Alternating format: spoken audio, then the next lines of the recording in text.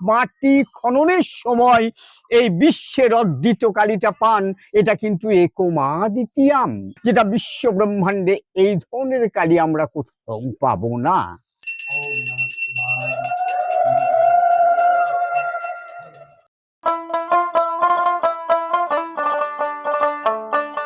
আজ আপনাদের শোনাবো বীরভূম জেলার আকালিপুর ভদ্রপুরের মা গুজ্জকালীর কথা। গ্রামের মধ্যে দিয়ে এঁকে বেঁকে চলে যাওয়া ব্রাহ্মণী নদীর পাশের শ্মশান, আর শ্মশানেরই কোলে আজও অসম্পূর্ণ অবস্থায় রয়েছে এক মন্দির, যার মধ্যে অবস্থান মা গুজ্জকালীর। তন্ত্র সাধনার পীঠস্থান হল বীরভূম, আর এই গোটা বীরভূম জেলা জুড়েই ছড়িয়ে রয়েছে তন্ত্রমন্ত্রের উপস্থিতি এবং স্বয়ং মা কালী।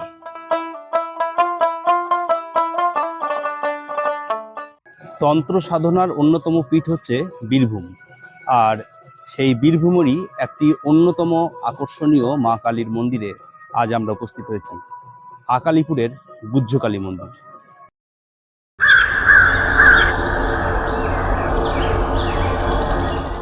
মা গুজ্জকালীর বিগ্রহটি কিন্তু একটু অন্য ধরনের।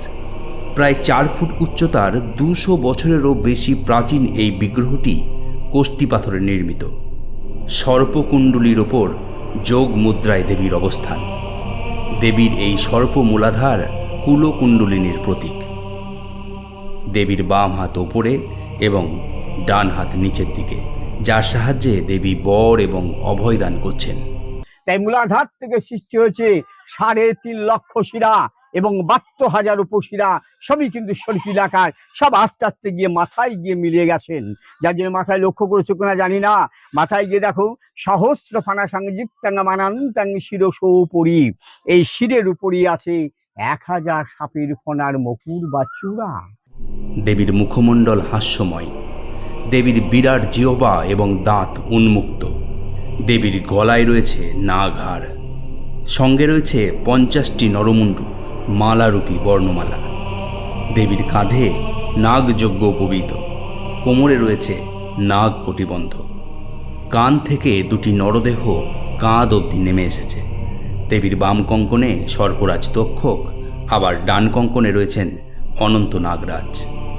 কিন্তু দেবীর এই ভয়ঙ্কর রূপের মধ্য থেকেও প্রসন্ন রূপ মনোমুগ্ধকর।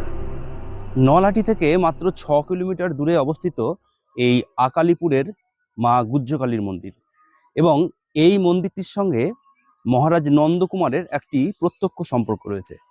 এখন মহারাজ নন্দকুমার কে ছিলেন সেটা হয়তো আমাদের অনেকেরই অজানা। মহারাজ নন্দকুমার ছিলেন ব্রিটিশদের হাতে ভারতবর্ষের প্রথম মৃত্যুঞ্জয়ী শহীদ। কিংবদন্তি অনুসারে দেবী গুজ্জকালীকে প্রাচীন সময়ে মগধরাজ জরাসন্ধ পুজো করতেন।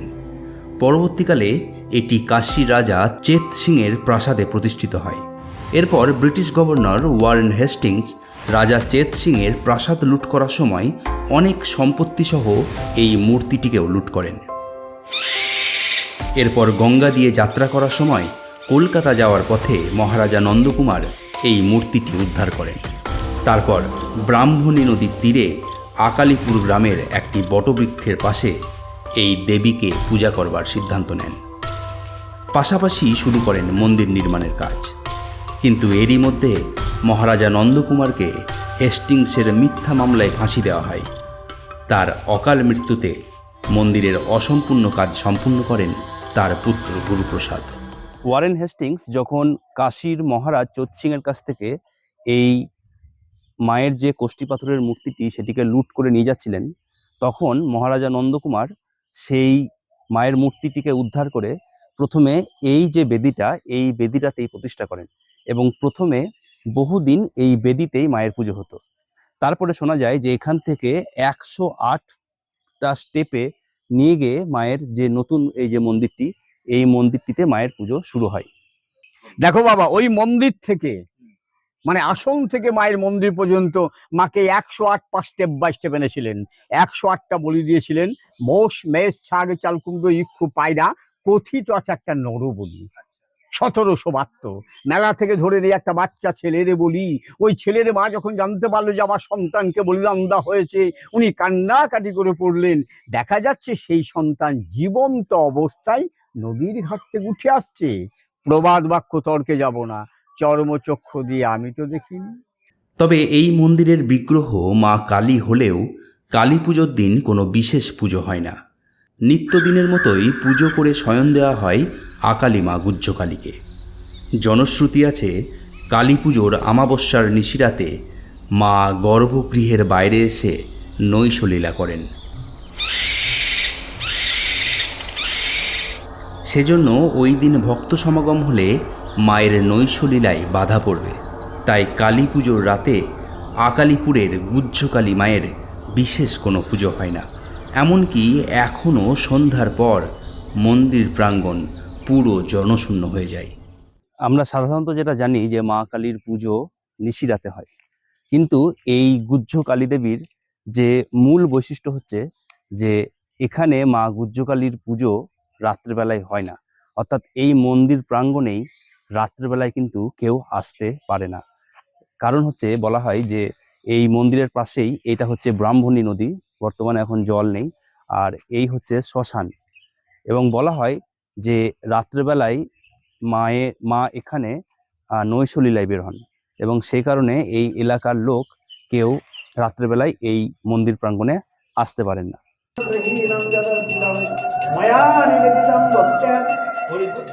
কালী পুজোর দিন কোনো বিশেষ পুজোর আয়োজন না হলেও দুর্গাপূজার পর চতুর্দশীর দিন এবং পৌষ সংক্রান্তির দিন মা গুহ্যকালীর বিশেষ পুজো হয়। সেই পুজো দেখতে দূর দূরান্ত থেকে আগত লাখ লাখ দর্শনার্থীর ভিড় মন্দির প্রাঙ্গণকে জমজমাট করে তোলে। ভক্তদের বিশ্বাস, মন্দিরের পাশ দিয়ে বয়ে যাওয়া ব্রাহ্মণী নদীতে স্নান করে ওই দিন আকালী মায়ের পুজো দিলে সকলের মনস্কামনা পূর্ণ হয়। তবে এই দুদিন ছাড়াও মাঘ মাসে রটন্তী কালী পুজোর দিন মায়ের প্রতিষ্ঠা দিবস, ফলে সেই দিনও গুহ্যকালী মায়ের বিশেষ পুজো হয় এবং মন্দিরে হাজার হাজার দর্শনার্থীর ভিড় জমে। মন্দিরে রয়েছে দূর দূরান্ত থেকে আগত দর্শনার্থীদের জন্য অন্নপ্রসাদের ব্যবস্থা। প্রতিদিন মন্দিরের ভোগ ঘরে অন্নপ্রসাদের ব্যবস্থা করা হয়, তবে তার জন্য আগে থেকে অবশ্যই যোগাযোগ করে নিতে হবে। ভোগ পেতে গেলে আমাদেরকে 10টার সময় ফোন করতে হয়, 9:30 10টার মধ্যে ফোন করতে হয় যে আমরা এতজন যাত্রী যাব আর মন্দিরে ভোগ খাবো, এরকম সিস্টেম। হ্যাঁ, মায়ের প্রতিদিনই ভোগ রান্না। এই মন্দিরে আসবার সবথেকে সহজ রাস্তাটি হলো নলহাটি স্টেশনে আসা। সেখান থেকে টোটো বা অটোতে চেপে ডান দিকের গ্রাম দিয়ে 6 কিলোমিটার দূরেই দেবী গুহ্যকালীর মন্দির। আবার আপনারা তারাপীঠ ভ্রমণে এলেও সেখান থেকে একটা ছোট অটো রিজার্ভ করেও ঘুরে নিতে পারেন এই মন্দির। হ্যাঁ, পুজো দিয়ে দিয়েছি, এই তো ঢুকছি আমরা। হ্যাঁ, পুজো দিয়ে চলে এলাম, পুজো হয়ে গেছে। এবার আমরা কেমন লাগলো মায়ের দর্শন? মাটা আমি তো ভালোই দর্শন, মানে দর্শন। আজ আমি প্রায় 40 বছর আগে এসেছি এখানে, তখন তো কিছুই ছিল না, এগুলো সব ফাঁকা। গরুর গাড়িতে করে এসেছিলাম। হ্যাঁ, মা ছিলেন, মায়ের সঙ্গে সব এসেছিলাম গরুর গাড়িতে, একটা মৎস্যের মতো বসে করে এসেছিলাম। আজ দাদার সাথে আমরা এসেছি সবাই মিলে এখানে।